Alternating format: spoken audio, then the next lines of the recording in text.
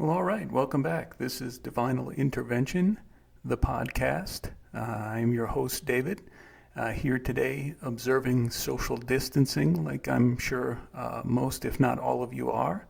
So everyone out there, stay safe, and hopefully our discussion today and some of the music that we play will help you pass the time. Our current mood is as follows.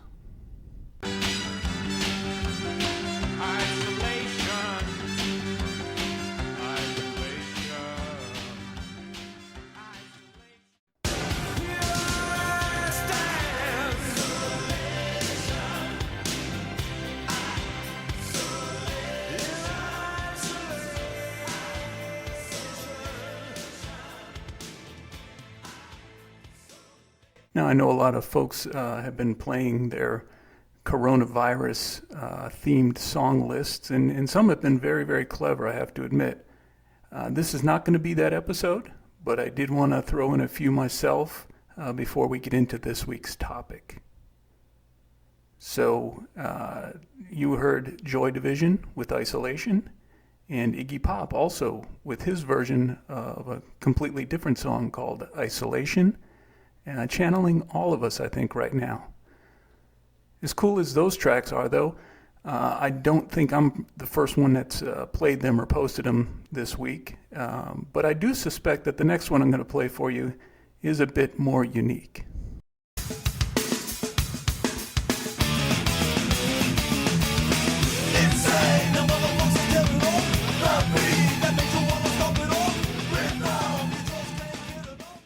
All right, that's the Infectious Grooves with a song of the same name.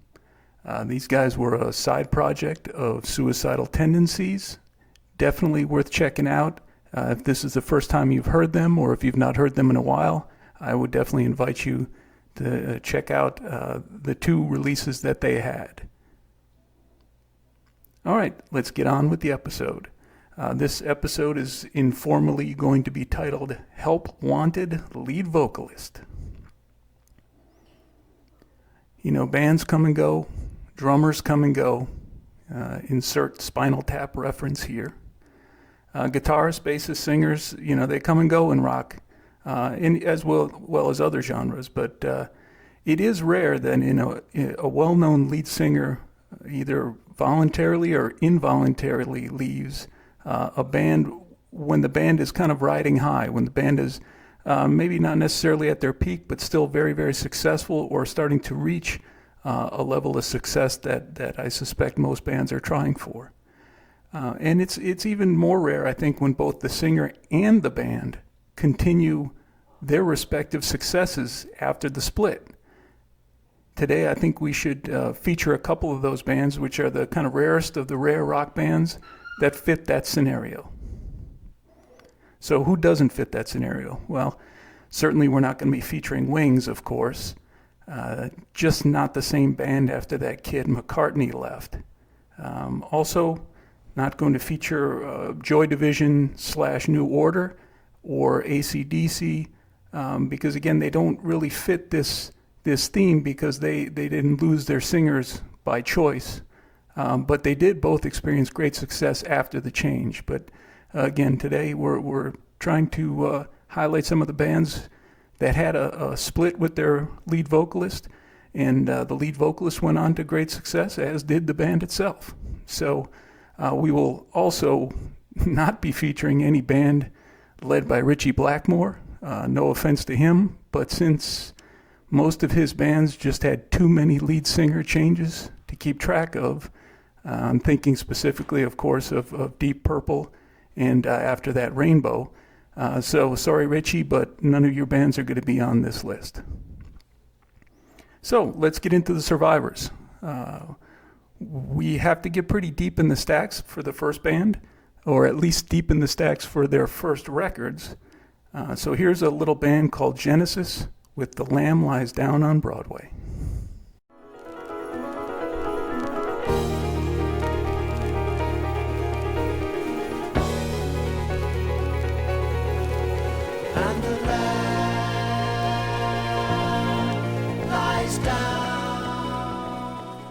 All right, so it was the 70s, of course, so Genesis put out the obligatory rock opera, The Lamb Lies Down on Broadway. That double album marked the peak of their early career, but for any number of reasons, trouble was there on the horizon. So the album marked the last studio record with Peter Gabriel, of course, and ultimately Phil Collins comes from behind the drum kit to take over lead vocals. Don't feel bad though, this not so amicable split ends well for all. And it certainly ends well for fans of the band and fans of Peter Gabriel. Peter Gabriel, of course, soon after releases the first of his 3 self-titled solo records. And as just a quick aside, Peter, what's up with naming them all Peter Gabriel? You know, the only way that you can differentiate between these first 3 albums is by describing the album cover, you know. So, hey, buddy, what album is that? Well, it's Peter Gabriel. It's a self-titled album. You know, the one where his face is melting on the cover. Or, you know, he's sitting in a sedan somewhere in the rain. But anyway, again, just a brief aside. But here's Peter Gabriel immediately post-Genesis with Salisbury Hill.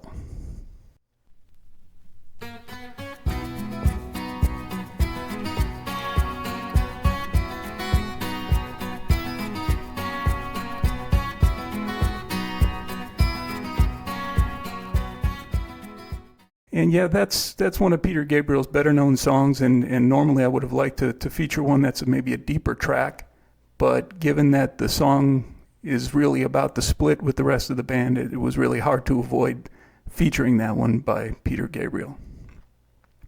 So with Gabriel and Steve Hackett gone from the original lineup, Genesis is down to 3. And their sound evolves to places very, very different from that of the original group. You know, The Lamb Lies Down on Broadway and the albums that preceded that. In my view, some mixed results, of course.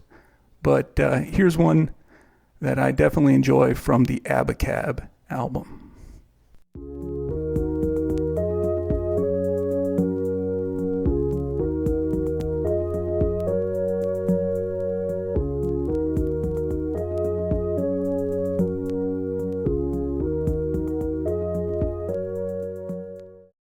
So Genesis, you know, really is unique in this respect.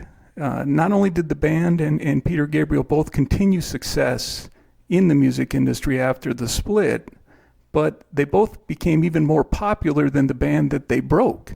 Very uncommon circumstances, you know. So again, you have Peter Gabriel ultimately eclipsing the popularity of the original lineup of Genesis, and you have Genesis itself carrying on without him and exploding in popularity beyond the Peter Gabriel, Steve Hackett days.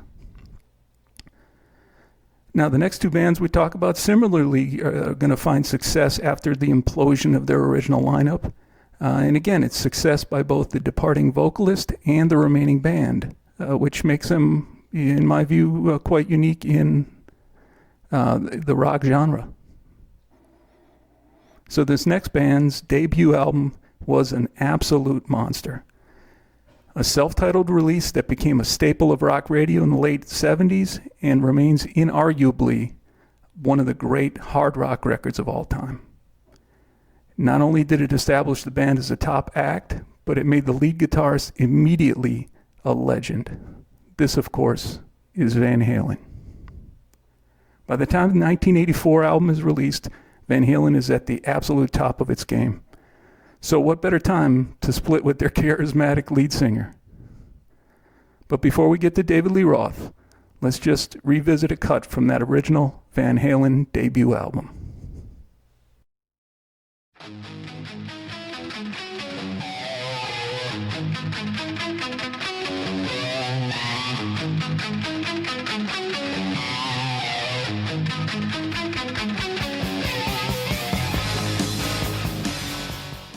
So outside the band, David Lee Roth immediately surrounds himself with some other top-notch hard rock musicians, including Steve Vai, Billy Sheehan, and he dives headlong into the MTV features. For a time, it was really hard to avoid him, as I recall, but you know, his clown prince of rock act aside, he really brought it in his solo work. So here's one from his first solo release.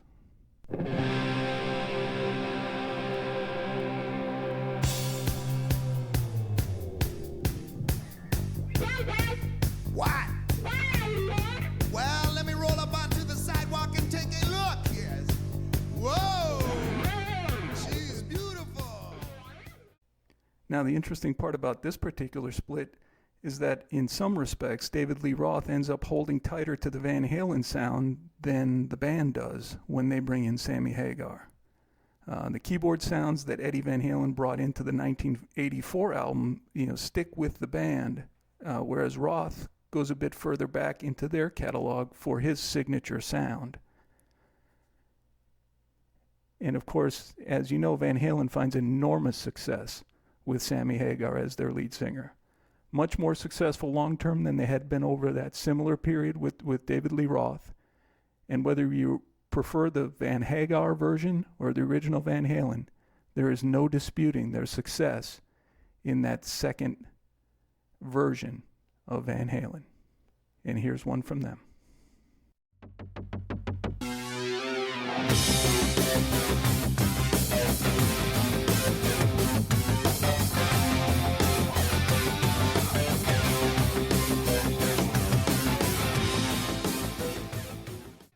All right, I know what you're saying.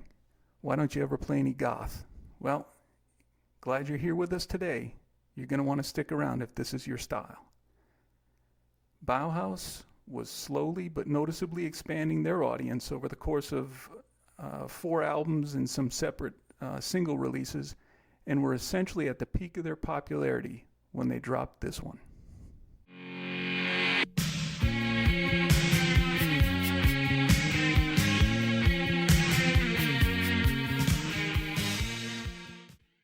So, of course, what better time to break up the band, right? Going to be a disaster, right? Well, not exactly. Not exactly. Peter Murphy drops a couple of pretty well-received solo albums and starts a tremendous side project with Mick Karn from Japan, the band Japan. And they start a project by the name of Dali's Car, and that's D-A-L-I''S Car, after Salvador Dali, of course. Now, if you're not familiar with Dali's Car, please, please, please take the time to look it up, give it a listen. I don't think you'll be disappointed, but it will certainly stretch you a bit. It will also help you if you continue to be a podcast listener, because in a future episode, when we talk about bass players, I will definitely be talking about Mick Karn. Anyway, with a little help from MTV, Peter Murphy ultimately explodes back on the scene with the song Cuts You Up.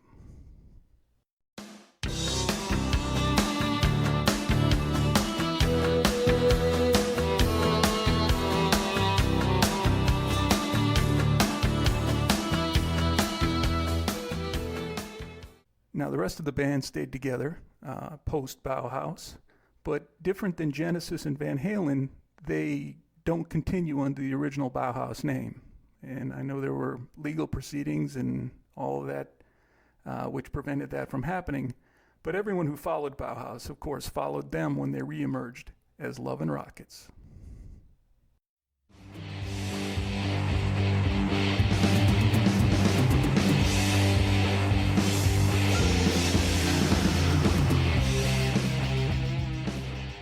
And that, of course, was Kundalini Express from the second Love and Rockets album, Express. As with Peter Murphy, the band continued to get more and more popular over the course of their post-Bauhaus career. So again, this is one of those situations where the split ends up being good for both the departing singer and the band itself. Now, interestingly, in late 1986, early 87, I had the opportunity to see both factions of the band live in consecutive, I guess it was about a 2-month spread. Really, really great shows. And it was Peter Murphy on his first solo album, and I believe that Love and Rockets were either on their second or were recording their third solo album. Third Love and Rockets album.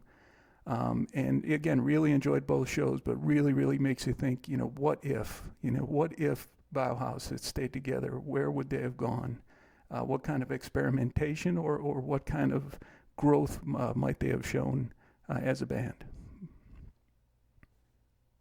All right, so that covers our theme for today. The three bands that we featured, Bauhaus, Genesis, and Van Halen, bands that at a very high level in their careers lost their lead singers. Again, either lost or threw away their lead singers. And both the band and the soloist, the lead singer, ended up with a good deal of success, sometimes eclipsing the success of the band itself before the split.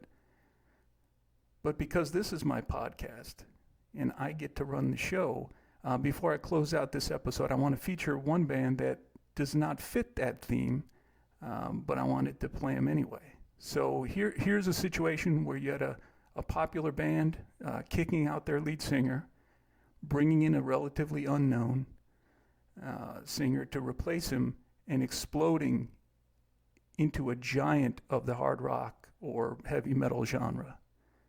The original lead singer, not so much success. So here's Paul Di'Anno leading a scrappy little heavy metal band called Iron Maiden.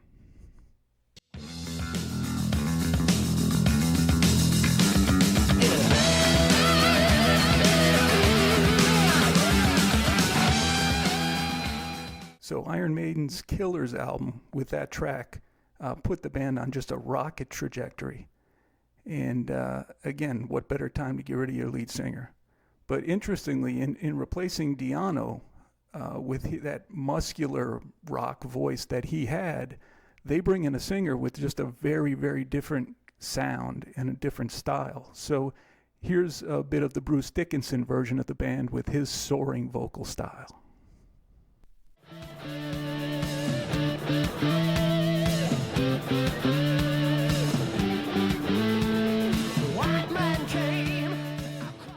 All right, well, there you have it. Sometimes the parts are greater than the whole, other times not.